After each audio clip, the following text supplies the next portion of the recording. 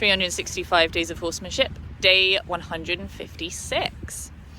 So today's been a really interesting day. I think the day before yesterday, I watched the first lesson from Elsa's online course, which was so interesting, and definitely made me rethink a lot of things and reinforce a lot of things. I think the things that I've really taken from it that I'm going to be working with this week, it was really interesting for me to consider the fact that I think initially I thought during the session that Mia prefers supportive leadership, because when I'm working with her and she's grazing, usually she won't let me stay anywhere for too long before she'll move me on.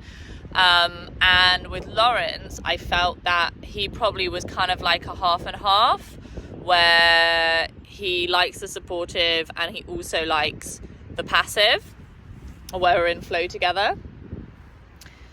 And that definitely, I feel like, makes it tricky with Lawrence in some ways, because I don't then know what to do to increase the stress or decrease the stress, because I feel like it changes based on if he feels like supportive leadership or if he feels like passive leadership. And I kind of came out today with, Elsa posted a great video on the group of her playing with the touching distance and different kinds of supportive leadership at the touching distance, and working out places that her horse was comfortable and not comfortable, actually her donkey, because she's using one of the donkeys this time, which is really interesting. And so I came out today with the idea in my head that I would play with Lawrence close up, because my goal is that he'll feel better about his body being touched, or about moving his body. And the first step to him moving his body is feeling better about his body being touched. And I actually learned a really interesting, fascinating opposite lesson from it, which I think is really profound for me. I came in and I was walking towards him or in his general direction, and he looked up and stopped me at quite a distance.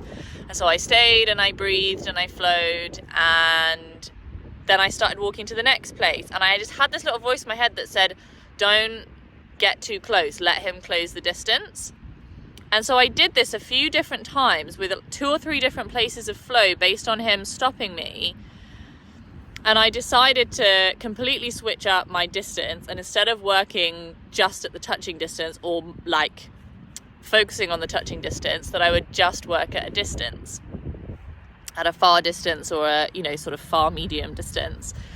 And this is one of those things that, if I'm really honest with myself, I do not play that much at a distance. I historically have found it quite boring, and I think I like to be at a touching distance with him, and so I guess I prioritize my needs.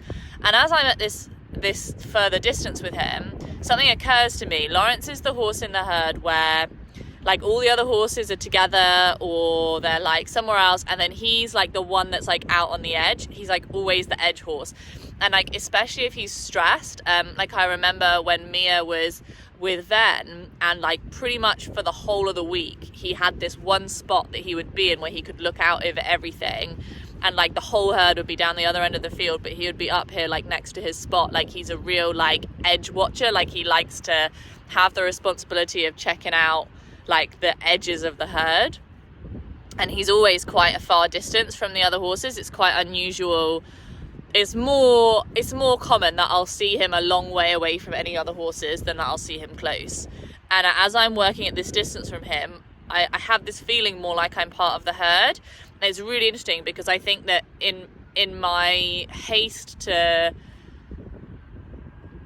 fulfill my own needs historically, I never actually considered that actually he's more comfortable with all of the other horses most of the time at quite a long distance. So why would he not become more comfortable with me there as well? And actually, he made quite a few focus changes today, definitely more unprovoked than when I've been playing closer. And that was really interesting. I tried to just kind of like be on a clock around him and keep my distance, and I found actually that there's this one spot sort of like diagonally through his right shoulder, like I'm standing kind of in front of him but just like offset to his right shoulder, and when I'm there he makes quite a lot of effort to move his feet or to move me to a different spot. Like there's a lot of like twisting and turning of his body, and it's not fight or flight. It's not so much that he's like leaving so quickly that I can't keep up with him. It's just like a little bit of like just movement where he's not quite comfortable within the space. So then I basically started walking kind of like these little circles and figure of eights, like just within kind of that spot that I was in that felt like the spot that he didn't like me, and just to kind of see if I could get a focus change, and kind of spreading it out and coming a little bit this way, a little bit that way, and then I did, and then I would stop and be in harmony, and then I would try to take a step quite quickly to a new place of harmony.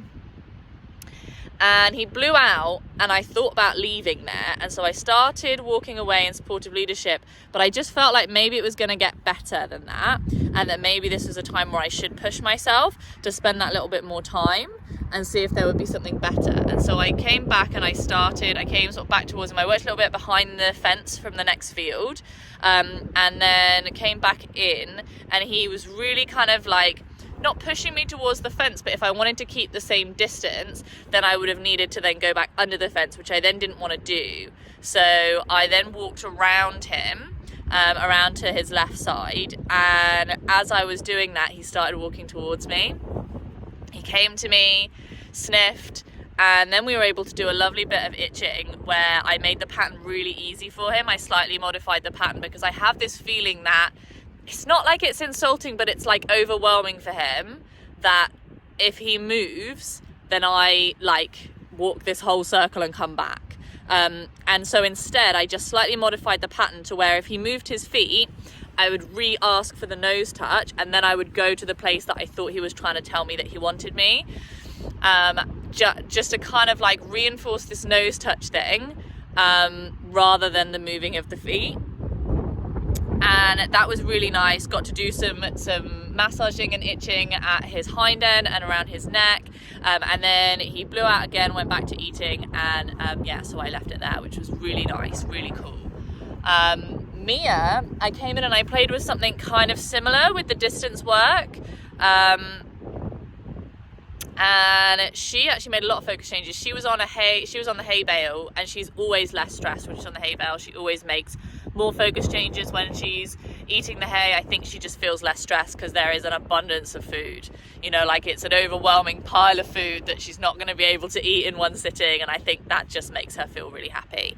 I think that just makes her feel safe, I think secure from a food perspective. She must have been hungry, I think, at points in her early life, because she has that real like food security thing, I think.